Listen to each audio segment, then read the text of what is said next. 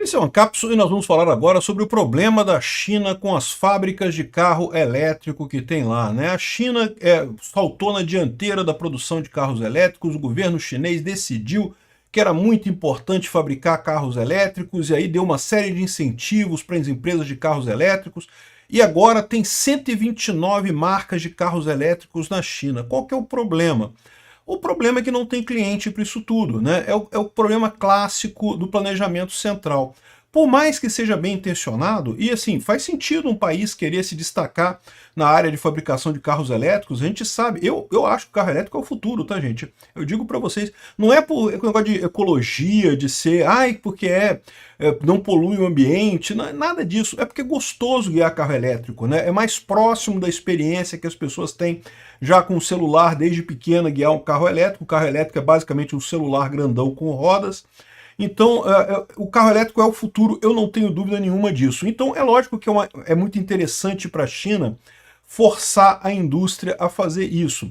Só que o problema é aquilo que eu falo, o planejamento central sempre dá errado, porque quando você tenta forçar esse tipo de coisa, você acaba gerando ineficiências econômicas, né? E essas ineficiências econômicas acabam gerando problemas de longo prazo, se acumulando e piorando a situação. Então o que aconteceu lá na China? Como eu falei, o governo chinês forçou muito a criação de carros elétricos e agora não tem mercado para isso. Não tem para onde ir os carros elétricos da China. E a expectativa deles é que vai ter muita empresa quebrando. Vamos entender esse caso aqui. Essa notícia foi sugerida por Maltos do Capistão, Carmen Lúcia só para Tiraninhos e várias outras pessoas. Obrigado aí ao pessoal que sugeriu notícias lá no nosso site, no visãolibertaria.com. E obrigado a você que está assistindo o nosso vídeo. Se você gosta do nosso conteúdo, por favor, deixe o seu like e se inscreva aqui no canal, né? O problema do cálculo econômico, que foi descrito por Ludwig von Mises lá em 1921, é exatamente esse, né? Lembra, em 1921, a União Soviética tinha mal começado a existir, né? A Revolução Comunista lá foi em outubro de 1917. E em 1921, a União Soviética estava no iniciozinho ainda. Então muita gente ainda achava que a União Soviética estava funcionando, que ia ser uma experiência bacana, não, porque o Marx escreveu um livro lá, né, o Capital, não sei o que lá, e que vai, né, o planejamento central consegue resolver o problema da sociedade, né, e não precisa mais de dinheiro, não precisa mais de sistema de preços e coisa e tal. E, bom, hoje em dia a gente sabe como é que terminou a experiência da União Soviética, mas naquele momento não se sabia ainda. E mesmo nessa situação, Ludwig von Mises foi lá e falou, olha, vai quebrar. E vai quebrar por causa disso, por causa de ineficiência econômica. E é exatamente o que a gente viu acontecer com a União Soviética. Num primeiro momento, ela continuou evoluindo com base na expectativa do mercado real, então assim, ela copiava os preços do mercado que vinha antes, então você sabe o valor relativo das coisas, né? Veja, o mercado é, na verdade, um mecanismo de alocação de recursos escassos, onde você coloca melhor os seus recursos escassos para atender a quem mais precisa na sociedade. Já é isso que o mercado faz, né? É o melhor mecanismo que existe para isso. É um mecanismo perfeito, quer dizer que todo mundo que precisa vai ter de alguma coisa e ninguém vai ter mais do que precisa de alguma coisa? Não, é lógico que não. Sempre vai ter imperfeição, mas é o melhor mecanismo que existe, é o livre mercado. Quando você tenta colocar o governo para dizer, não, você tem demais disso daqui, eu vou tirar de você e vou dar para esse outro aqui, você automaticamente começa a piorar a alocação de recursos. Você tem menos eficiência econômica, menos eficiência na alocação de recursos, né? Os matemáticos comunistas vieram com a tal de programação linear, né, que é um negócio que você bota várias equações para calcular quanto que você tem que produzir de cada produto para agradar a sociedade, coisa e tal. Só que o problema dessa história é que essas pessoas, por mais bem intencionadas que elas estejam, por mais que elas tenham lá suas contas e equações, elas não têm como capturar o interesse das pessoas, né? E o interesse das pessoas muda o tempo todo, novos produtos são necessários, então sempre dá errado o cálculo econômico, sempre dá errado essa tentativa de governo de fazer as coisas. O que aconteceu na China aqui? Ó? A China tem carros demais. Anos de subsídios e políticas governamentais visaram tornar a China uma potência automotiva global líder em veículos elétricos. As montadoras nacionais abraçaram esses objetivos e muito mais, e esse é o problema. A China tem mais marcas produzindo carros do que o maior mercado automotivo do mundo consegue absorver, porque a indústria está se esforçando para atingir metas de produção influenciadas por políticas governamentais. Vocês já viram, eu já mostrei aqui em outros vídeos, né, grandes depósitos de carro 0 km emplacado, prontinho para ser usado, abandonado num canto para apodrecer. Por quê? Porque a empresa queria fabricar determinado número de carro para ganhar incentivo do governo, produziu esses carros todos, só que não tem para quem vender, ninguém quer comprar, não tem cliente para esses carros, né? Bom, isso já era um problema há algum tempo atrás, está virando um problema cada vez maior. Por quê? Porque como você tem muitas marcas, as marcas começam a botar o preço lá embaixo. E quando você joga o preço lá embaixo, você começa a ter prejuízo, você começa a não compensar o valor investido na empresa, você começa a ter problema de empresas quebrando, né? Então, essa é a situação que está acontecendo por lá. A matéria é essa daqui, ó, da Reuters, que fala em detalhe. Ela foi copiada pelo Dinheiro e por outras empresas brasileiras e coisa e tal, mas o fato é isso daí. Ela tem feito tem excesso de carro que não é absorvido pelo mercado chinês. Aí estão tentando jogar aqui no Brasil, né? A China está inundando o Brasil com carros elétricos baratos. Isso é ótimo para o Brasil, não tem nada de errado em comprar carro barato, é ótimo para o Brasil. Agora, para a própria China é uma complicação isso daí.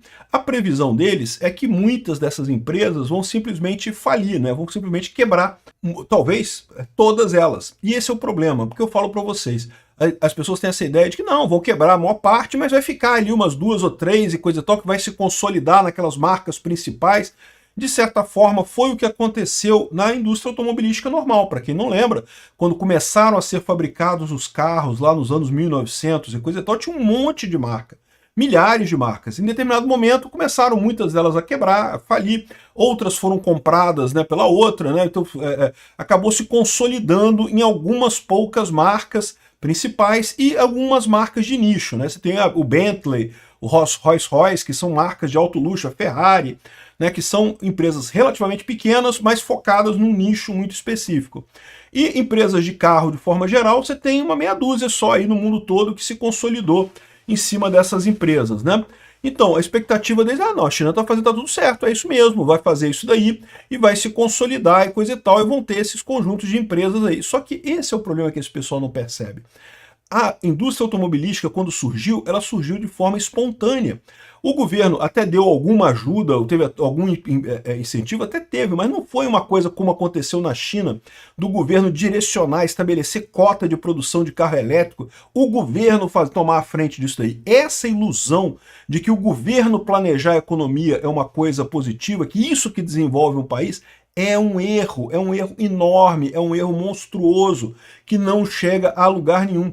Já foi tentado inúmeras vezes e sempre falhou. Por que a indústria automobilística original realmente era muito grande, se consolidou em algumas poucas marcas e continuou como líder e coisa e tal? Porque justamente foi feita por pessoas que estavam buscando empreendimento, buscavam atender desejos da população, aquilo que o povo quer, o que a sociedade quer. O que a China tem ao invés disso? Ela tem um monte de empresas que são forçadas a produzir carros mesmo que tenham prejuízo. Isso não é uma coisa tão simples assim de consolidar, de reduzir, de resolver no final das contas. O que vai haver na China é uma quebra generalizada de um monte de marcas. Mesmo as maiores vão acabar tendo problemas significativos, né? Além disso, tenha em mente que essa fome toda do mercado chinês para produzir carro, isso gastou dinheiro, né? Ou seja, houve investimento de recursos escassos. Quando você vê pátios e mais pátios de carros prontinhos sendo jogados fora, imagina o desperdício, imagina a ineficiência econômica disso aí. Olha a má alocação de recursos no final das contas, né? Equivalente às cidades chinesas vazias, que tem lá tantas cidades fantasmas na China, que aconteceu basicamente a mesma coisa. A China incentivou muito o setor imobiliário a construir, porque queria atender a população toda da China e coisa e tal, e as empresas do setor imobiliário todas cresceram muito, viraram investimento de chineses e coisa e tal, e o que aconteceu com elas? Começaram a quebrar tudo, mesmo as maiores quebraram. Por quê? Porque não é uma questão meramente de um mercado se reajustando, é um mercado artificial, direcionado pelo governo, cheio de ineficiências absurdas que não fazem sentido e que vão acabar quebrando as empresas.